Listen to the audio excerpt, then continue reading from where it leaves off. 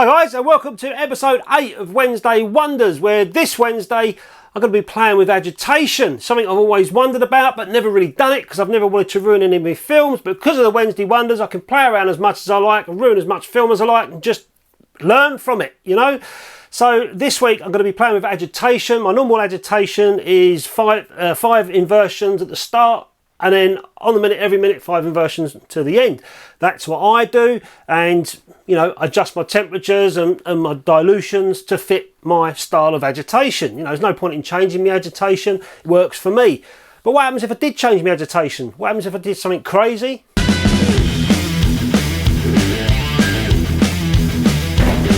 And something completely out of my comfort zone.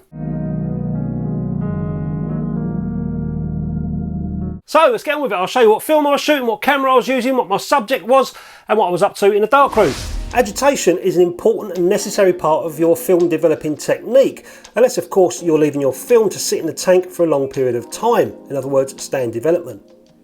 Normal developing time, say 8 to 10 minutes, requires agitation, also known as inversions, at regular intervals. With these short development times and without agitation, the film will not get the fresh developer it needs to fully bring out its tones and contrast. So, with short development times, we need to invert the tank at regular intervals. But how often and how long do we agitate for? We all do this differently depending on the results we want or depending on how we've been shown. My own personal practice is 5 inversions as I start the clock, and I continue 5 inversions on the minute every minute until my time is up, sometimes 4 inversions.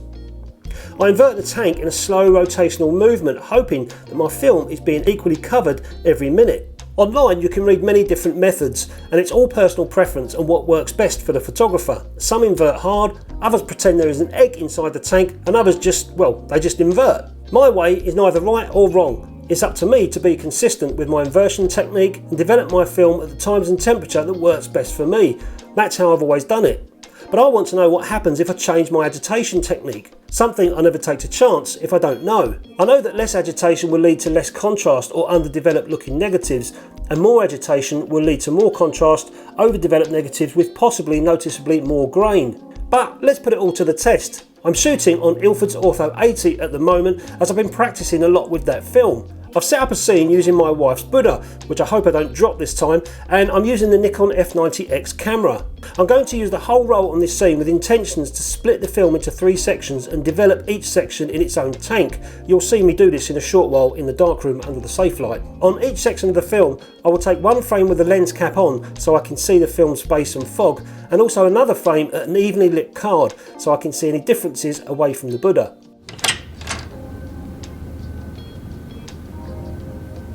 I'm filming. Okay there, coming? No, I'm not. Off.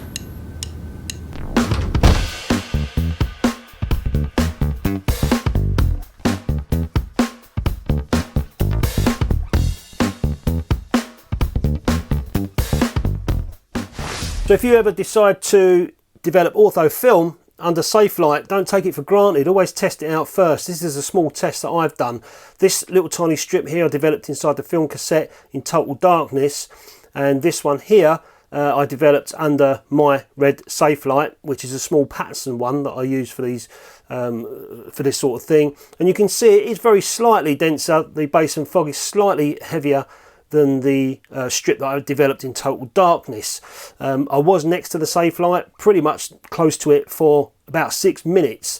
So I'm now going to take the film out of the camera under the Safelight and load it into the tanks, but I'll keep my distance about 2 meters away from the Safelight. That should be fine. Before I carry on, don't forget to subscribe to the channel and hit the bell so you get a notification next time I post a video. Cheers! So I hope you can see me. I've got my small Patterson red light over there.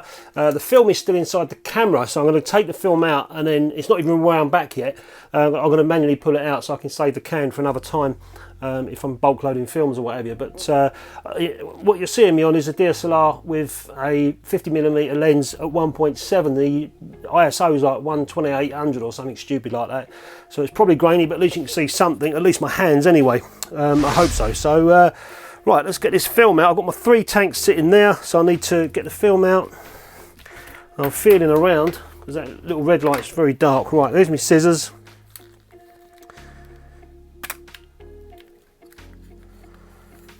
So I'll just get this film out of the camera.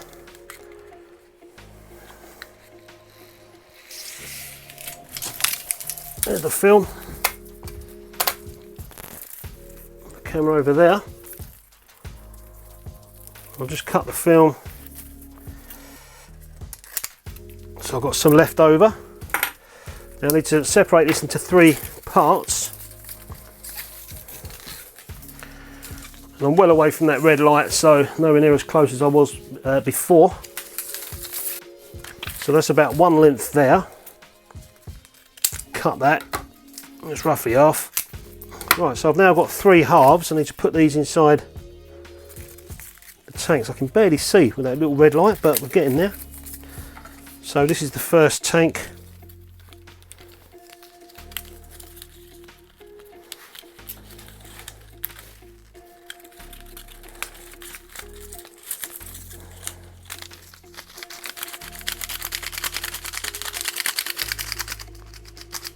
Lovely jubbly, that one's done. This is the invert the shit out of it tank. Oh, this one's on. It's funny actually, when I do this in the dark, I'm going to close my eyes, I can feel better. That's better. That's strange. I could barely see what I was doing with the eyes open. I couldn't get it on. As soon as I shut my eyes, I got it on. It's because I'm so used to loading my films in the dark. Strange. Done. So the film is now inside the tanks, as you just saw. I'm going to be developing in Rodinal, 1:50. So it's going to be 15 minutes each one. I'm going to do each one separately, not all together. So I'm going to start off with the normal development first.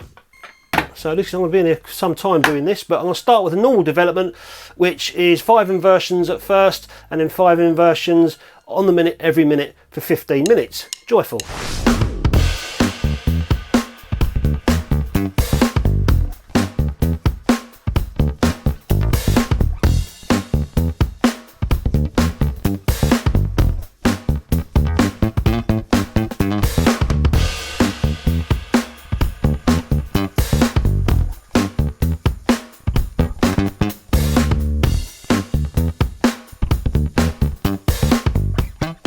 Okay, so the normal one was done. I'm now about to invert the shit out of it using this tank. So in goes my Rodinal. Little mix. 15 minutes, exactly the same, but this time we're not going to invert it softly. We're going to go mad. 1, 2, 3, 4, 5, bosh! I'm going to enjoy this one. 5.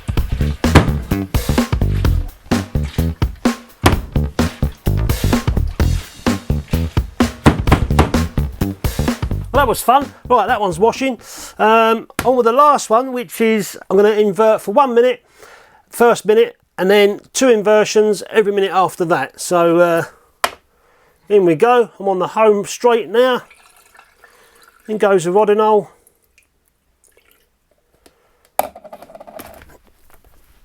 Timer on. Just normal, as I normally would. I'm going to do this for a whole minute.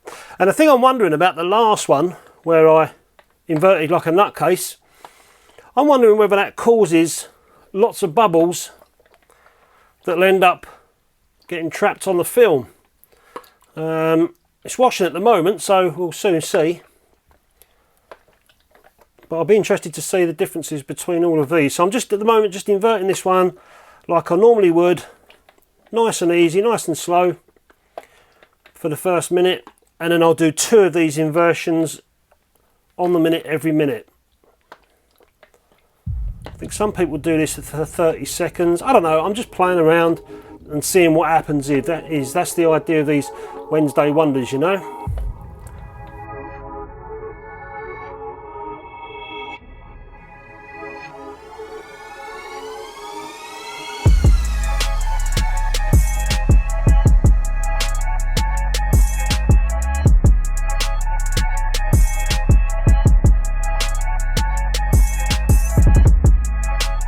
So the results are really interesting. This is my normal inversion, the first tank. This is the second one where I went nuts. And this is the third one, which was 1 minute of inversions and then 2 seconds every minute on the minute. All had 15 minutes of development time, all the same developer, the same temperature, everything was the same, other than the agitation. I'm really struggling to see, I don't know if you guys can see, but I'm struggling to see any difference between these. Maybe the middle one looks, compared to here, maybe the middle one where I went nuts does look a little bit more punchier, looking at the top area here compared to this one. I don't know, I'll have to do a contact print and see what we come up with.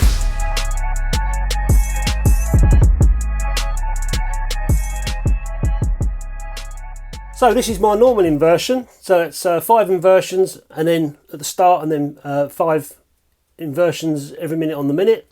This one was a nutty inversion, and this one was the last inversion where I did 1 minute inversions and then 2 inversions every minute after that.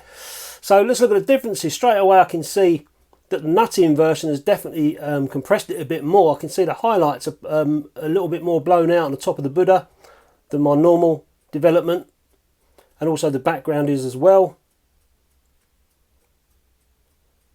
which makes me lead to believe it might be a little bit more contrasty than this. Well, I would suspect that because of the way, possibly the way I was agitating it, like a nutcase. And then the last one here, I can't see much difference between this and my normal, although the background is a little tiny bit lighter than my normal development. That's interesting. But the top of the Buddha, again, a little bit more blown out than my normal development. And if we look at the white card that I did a photograph of, well, maybe I should have used a grey card instead of a white one. They're just all white. That was a bit of a letdown, a bit of a washout, but you know, you live and learn, don't you? Okay, so I've blown all 3 of them up. This is the first tank, the second tank, the third tank. These are about the size of my hand, these prints. I've put this in black and white, guys. I didn't want the colour temperature to sod it all up, but I can't really see much difference between them all unless I really look. Obviously, like I said, the highlight areas at the top of the Buddha where the light was coming down. I managed to save more highlights on my normal development. The crazy development was blown out highlights big time. Not a great deal of difference with the other one. As for shadow detail or contrast, if I look underneath the chin here and underneath the nose, I can't really see much difference between all 3. In fact, my one looks like it's, if anything, less contrast, but you know, I can't see any difference in contrast at all. The nose is blown out on this one big time compared to this, and if you can see that on the camera. But yeah, what do you think? I mean, I'm looking at this not on a video, obviously, on a TV or whatever your screen you're looking on, but the only difference I can really see is the highlights at the top. This one looks really compressed at the top here, blown out highlights. So, you know, possibly, I don't know. I don't know at all. They all look the same to me apart from the top. Interesting. So that was a bag of fun, shooting all those photographs on the Ilford Ortho 80 and then coming in and trying out 3 different ways of doing your agitations or inversions when you're developing. I think I'm going to stick to my normal route. That's what I'm consistent with, and you know, that's what's worked for me over the years. If I need to change anything, it will certainly be the times and the temperature of my developer. It wouldn't be the agitation, the way I do it. Some people do it completely different. You know, it's all personal preference at the end of the day, but I couldn't see much difference between all 3 of them, to be honest with you, unless I sat there and started looking at them under a magnifying glass. But who does that? I mean, maybe if I blew them up massive, then you might see some sort of difference in grain or whatever, but between all 3 I couldn't see much difference at all, which surprises me, because when I went nuts with the agitation, and I literally was doing it like this, really hitting it hard, I thought it would come out real punchy, but it didn't. So it surprised me, you know, something I've learned today, and I hope it's something that you found enjoyable as well. Anyway, guys, thanks for watching, and I'll catch you next time.